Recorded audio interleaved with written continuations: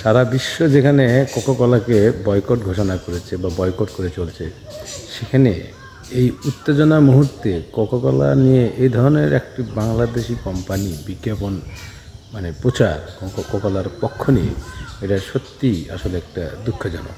তো কী ছিল সেই ভিডিওতে বা কী ছিল সেই বিজ্ঞাপনে, আসুন আমরা সেটাই মূলত দেখি। এবং এই বিজ্ঞাপনটি শেষে আমি একই বিজ্ঞাপন আমি আমার মতো করে ভয়েস ব্যবহার করে যেটা প্রতিবাদ স্বরূপ আমি এডিটিং করেছি সেটাও দেখবেন। দেখলে আপনারা বুঝতে পারবেন তারা চাইলেই কিন্তু এই ধরনের ভিডিও কিন্তু বিজ্ঞাপন কিন্তু তারা তৈরি করতে পারতেন, কিন্তু আসলে তা পারেন নাই। গরম কি সোহেল, কোক দেবো নাকি একটা? না বাবলু ভাই, এই জিনিস এখন আর খাচ্ছি না। কেন, কি হইলো আবার? শোনেন নাই, এটা তো ওই জায়গা। তো খবরটা তুমি কই পাইলা? কেন, সুলতান যে বললো। কি সুলতান সুলেমান, তুমি নাকি কইছো কোক ওই জায়গা? হ, বাসার তো আমার তাই দেখাইলো। সোহেল বলে সুলতান, সুলতান বলে বাসা, আর বাসার বলে আকাশে দেখছিলাম। ভাই, আকাশ কুসুম পেজ থেকে তো শেয়ার দিছিল। আরে মিয়ারা, কোক মোটেও ওই জায়গার না। 138 বছর ধরে 190টা দেশে লোকে কোক খায়। তুরস্কে খায়, স্পেনে খায়, দুবাইতে খায়, আর ফিলিস্তিনে তো কোকের ফ্যাক্টরি আছে। এই বাচ্চু, কোক দে। কোকে একটা ঢোক দেন, তারপর একটা ছাড় দেন।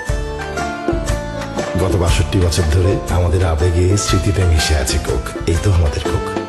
এতক্ষণ যেটা দেখলেন এটা ছিল কোকের সেই আলোচিত সমালোচিত ভিডিও।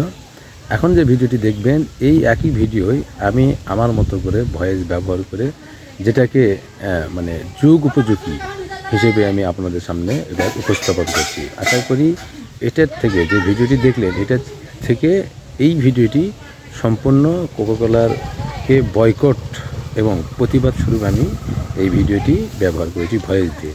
চাইলে কিন্তু এ ধরনের বিজ্ঞাপন বানিয়ে, অর্থাৎ এ ধরনের ভয়েস দিয়ে যদি এই বিজ্ঞাপনটা বানাইতো, তাহলে মনে হয় আজকের এই বিভ্রান্তিকর পরিস্থিতি সৃষ্টি হতো না। তো ভিডিওটি না টেনে শেষ করে দেখার অনুরোধ রাখলো, এবং ভিডিও শেষে আপনারা আপনাদের মতামত অবশ্যই কমেন্ট করে জানিয়ে ধন্যবাদ। কি সোহেল, কোক দিব নাকি একটা? না বাবলু ভাই, এই জিনিস আর খামবো না। কে কি হইলো আবার? শোনেন নাই, এটি ইসরায়েলের, তাই বললে আমার ব্যবসাটা এইভাবে মারা দিয়ে দিবি? এত জ্বালে কেন তোমার? সুলতান, তোরা বয়কট করি আমার ব্যবসায় কি লাল বাতি জ্বালাই দিতে আস? হ্যাঁ, সারা বিশ্বের মুসলমানই তো তাই করে। সোহেলও বয়কট করে দিছে, সুলতানও বয়কট করে দিছে, দেই বাস আর কি কয়? তুইও কি বয়কট করবি? ভাই সারা বিশ্বের মুসলমান যা করে আমিও তাই করব। আমি আর কি কমু, সবাই যখন বয়কট করতে আসে আমিও তাইলে আজকের থেকে আমার দোকানে কোকাকোলা রাখবো না। বয়কট কোকাকোলা, আর কোকাকোলা রাখা যাইবে না। আশেপাশে সব দোকান বয়কট করবে। এতক্ষণে বসে এই বাসু, কোক নামা। কোক খাওয়া বাদ দেন, মাজলুমানের পক্ষ নেন। বলেন শেষের ভিডিওটা কেমন ছিল? আমি মনে করি শেষেরটাই যুগ উপযোগী ভিডিও ছিল। অথচ দেখেন একই বিজ্ঞাপন তারা চাইলেই কিন্তু এই উত্তেজনা বা এই যে ইটিজেনদের মধ্যে একটা